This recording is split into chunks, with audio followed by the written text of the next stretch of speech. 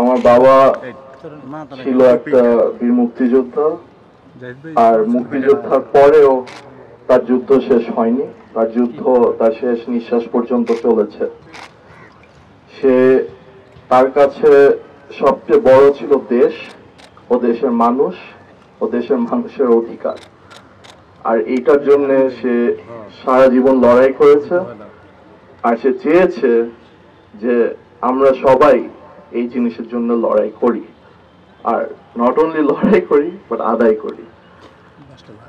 আমার বাবার ইচ্ছা ছিল, সারা জীবনের ইচ্ছা ছিল যে তার দেহ দান করা হোক মেডিকেল সায়েন্সের জন্য। আমরা তার সন্তান হিসাবে, তার পরিবার হিসাবে আমরা এই আশাটা ফুলফিল করতে চেষ্টা করেছিলাম। আমরা ঢাকা মেডিকেল কলেজ, যেখানে উনি পড়েছিলেন, না হলে গণস্বাস্থ্য সমাজভিত্তিক মেডিকেল কলেজ, যে প্রতিষ্ঠান উনি নিজে গড়ে তুলেছিলেন, ওখানে দান করতে চেয়েছিলাম। কিন্তু সেটা আসলে হলো আমরা দুই প্রতিষ্ঠান থেকে শুনেছি কেউ নাই যে আমার বাবার লাশকে ছুরি লাগাতে পারবে। আর এটা একটা সম্মানের থেকেই এই জিনিসটা বলা হয়েছে।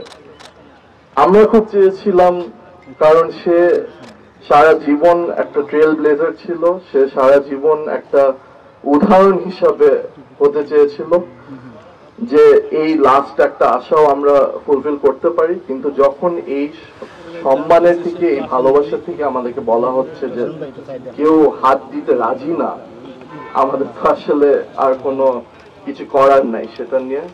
তাই আমরা কালকে সাভারের গণস্বাস্থ্য কেন্দ্র, যেখানে উনি স্বাধীন বাংলাদেশে প্রথম গড়ে তুললো, আর যেখানে এত বছর ধরে কাজ করলো এই দেশের মানুষের জন্য স্বাস্থ্যসেবা, স্পেশালি এই দেশের গরিব মানুষের জন্য স্বাস্থ্যসেবা প্রোভাইড করার জন্য, ওখানে আমরা তাকে দাফন করব।